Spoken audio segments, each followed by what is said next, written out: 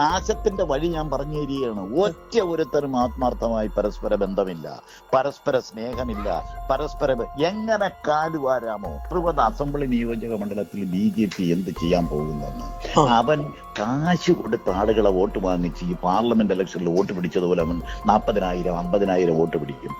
Congress party 3-ാം സ്ഥാനത്ത് ഉച്ചുകുത്തി. തീർച്ചയായിട്ടും അത് സംഭവിക്കും. കേക്ക് മാർക്സിസ്റ്റ് പാർട്ടി ഭരണം തുടരുകയും ചെയ്യും. ഇതാണ് കേരളത്തിൽ സംഭവിക്കാൻ പോകും. അതോട് ഈ പാർട്ടിയുടെ അതോ ഗതിയായിരിക്കും. ഇതിനകത്ത് മുസ്ലിം കമ്മ്യൂണിറ്റിയിലുള്ളവർ അവർ വേറെ കുറെ പാർട്ടിയിലും കുറെ കമ്മ്യൂണിസ്റ്റ് പാർട്ടിയിലും പോകും. കോൺഗ്രസിനുണ്ടെന്ന് പറയുന്ന കുറെ ആളുകൾ BJPയിലും മറ്റേതെങ്കിലും പാർട്ടികളിലേക്ക് പോകും. ഇത് എടുക്കാത്ത ചരക്കായി ഈ വരുന്ന പഞ്ചായത്ത് ഇലക്ഷനും അസംബ്ലി ഇലക്ഷൻ കഴിയുമ്പോൾ വരുന്ന പഞ്ചായത്ത് തെരഞ്ഞെടുപ്പിൽ കോൺഗ്രസ് 3-ാമതാകും. തദ്ദേശ തെരഞ്ഞെടുപ്പോടെ കോൺഗ്രസ് എന്ന പാർട്ടി തന്നെ ഇല്ലാതാകും. കുറെ കോൺഗ്രസ് പ്രവർത്തകർ BJPയിൽ ചേരും. മുസ്ലിം വിഭാഗം CPMലേക്കും മറ്റു പാർട്ടികളിലേക്കും പോകും. കോൺഗ്രസ് എടുക്കാച്ചരക്കാകും. പറയുന്നത് ഇടത് നേതാക്കളോ പ്രവർത്തകരോ അല്ല, കോൺഗ്രസിന്റെ തന്നെ തലമുതിർന്ന നേതാവായ പാലോട് രവിയാണ്. തിരുവനന്തപുരം DCC പ്രസിഡന്റ് ആയിരുന്നു. പക്ഷേ ഇപ്പോൾ രാജിവെച്ച പാലോട് രവി കളമൊഴിഞ്ഞിരിക്കുന്നു. രാജിവെച്ചതാണോ വെപ്പിച്ചതാണോ എന്നതൊക്കെ വേറെ കാര്യം. സത്യം പറഞ്ഞ പാലോട് രവിയുടെ കാര്യത്തിൽ കാണിച്ച ഈ ശുഷ്കാന്തിയും നടപടിയുമൊന്നും ശശി തരൂരിന്റെ കാര്യത്തിൽ ഇല്ലല്ലോ എന്ന ചർച്ചയാണ് പാർട്ടിക്കകത്തും പുറത്തും ഇപ്പോൾ നടക്കുന്നത്. പാർട്ടിയെ പാലോട് രവി വെട്ടിലാക്കിയെന്നാണല്ലോ പറയുന്നത്.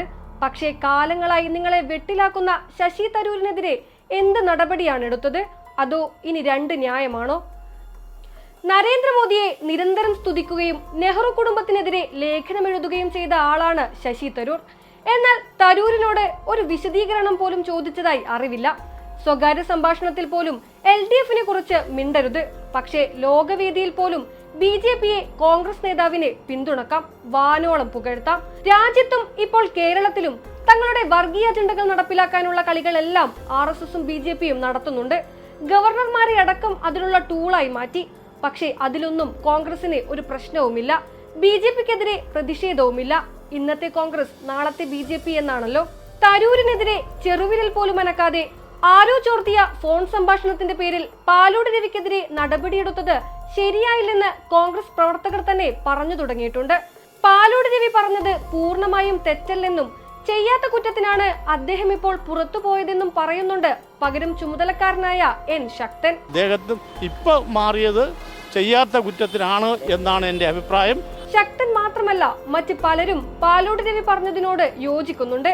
ഫോൺ ചോർത്തിയതിൽ ഗൂഢാലോചനയുണ്ടെന്നാണ് രവി അനുകൂലികളുടെ പക്ഷം. വെറുമൊരു നേതാവല്ല, 55 വർഷമായി കോൺഗ്രസ് രാഷ്ട്രീയത്തിലുള്ളയാളാണ് പാലോട് രവി. ഒരു വിശദീകരണം പോലും ചോദിക്കാതെയാണ് അദ്ദേഹത്തെ ജില്ലാ പ്രസിഡന്റ് സ്ഥാനത്ത് നിന്ന് നീക്കിയത്. 9 DCC പ്രസിഡന്റുമാരെ മാറ്റാൻ നേരത്തെ ആലോചന നടക്കുന്നുണ്ടത്രേ. അതിൽപ്പെട്ടയാളാണ് രവിയും. എന്നാൽ ശശി തരൂരിന് എന്തിനാണ് ഈ തലോടലെന്നാണ് കോൺഗ്രസ് പ്രവർത്തകർ ചോദിക്കുന്നത്. അടിയന്തരാവസ്ഥയെയും ഇന്ദിരാഗാന്ധിയെയും സഞ്ജയ് ഗാന്ധിയെയും അടക്കം തരൂർ തന്റെ ലേഖനത്തിൽ തള്ളി പറയുന്നുണ്ട്. മോദിയുടെ വികസന നയത്തെ പ്രശംസിച്ച് മതിയാകുന്നുമില്ല വിശ്വപൗരന്. പെഹൽഗാം ഭീകരാക്രമണത്തിന്റെ പശ്ചാത്തലത്തിൽ വിദേശ സന്ദർശനം നടത്താനുള്ള MP-മാരുടെ സംഘത്തിലേക്ക് കോൺഗ്രസ് നൽകിയ പട്ടിക തള്ളിയാണ് കേന്ദ്ര സർക്കാർ ശശി തരൂരിനെ ഉൾപ്പെടുത്തിയത്. സന്ദർശനത്തിലുടനീളം മോദിസ്തുതി നടത്താൻ തരൂർ മറന്നില്ല. കോൺഗ്രസിന്റെ നയം തള്ളിപ്പറഞ്ഞിട്ടും ഹൈക്കമാൻഡിന് തരൂരിന്റെ വിശദീകരണവും വേണ്ട, നടപടിയുമില്ല. കേരളത്തിലെ മുരളീധരനും രാജ്മോഹൻ ഉണ്ണിത്താനടക്കമുള്ള നേതാക്കൾ പരസ്യമായി തരൂരിനെ വിമർശിക്കുന്നുണ്ട്. എന്നെ പറയാൻ ഇവരൊക്കെ ആരാ എന്നാണ് തരൂർ തിരിച്ചു ചോദിക്കുന്നത്. ഞങ്ങളെ കൂട്ടത്തിൽ പുതിയതായി ഞങ്ങൾ കണക്കാക്കുന്നു. അദ്ദേഹത്തിന്റെ നടപടി വേണോ വേണ്ടെന്നാണ് ദേശീയ നേതൃത്വം തീരുമാനിക്കുന്നത്. അതേ നിലപാട് തീർത്ഥാടത്തോളം കാലം തിരുവനന്തപുരത്ത് പാർട്ടിയുടെ ഒരു പരിപാടിയിൽ അദ്ദേഹത്തിന് ഞങ്ങൾ പങ്കെടുത്തു. ഞാൻ പറഞ്ഞല്ലോ, കോൺഗ്രസിന്റെ രക്തം സിരകളിൽ കൂടി ഒഴുകുന്ന ഒരാൾ പോലും ഇന്ദിരാഗാന്ധിയെ വിമർശിക്കാനോ ഇന്ദിരാഗാന്ധിയെ ചോദ്യം ചെയ്യാനോ തയ്യാറാവില്ല. മനസ്സിലായില്ലോ? അതുകൊണ്ടാണ് ഞാൻ പറഞ്ഞ കോൺഗ്രസിന്റെ രക്തം സിരകളിൽ ഒഴുകുന്ന ഒരാൾ പോലും. അപ്പൊ അതിനകത്തെല്ലാം വളരെ ക്ലിയർ. ഏതായാലും പാർട്ടിക്കകത്തെ ഈ 2 ന്യായരീതി അധികകാലം നടക്കുമെന്ന് തോന്നുന്നില്ല. നേതൃത്വത്തിന്റെ BJP ചായ്വ് താഴേക്കിടയിലെ അണികൾ പോലും ചോദ്യം ചെയ്തു തുടങ്ങും. പാലോട് രവിക്ക് പിന്തുണ കൊടുത്ത നിലവിലെ തിരുവനന്തപുരം DCC താൽക്കാലിക അധ്യക്ഷൻ എൻ ശക്തൻ മറ്റൊരു നഗ്നമായ സത്യം കൂടി പറയുന്നുണ്ട്. കോൺഗ്രസുകാരുടെ ശത്രു കോൺഗ്രസുകാർ തന്നെയെന്ന്. നല്ല നേതൃത്വം, നല്ല നേതാക്കൾ, ഇനി വേറൊന്നും പറയാനില്ല. കോൺഗ്രസുകാർക്ക് ശത്രു കോൺഗ്രസുകാർ തന്നെയാണ്. Vamanapuram block general secretary A ജലീലുമായുള്ള പാലോട് രവിയുടെ ഫോൺ സംഭാഷണമാണ് പുറത്തു വന്നത്.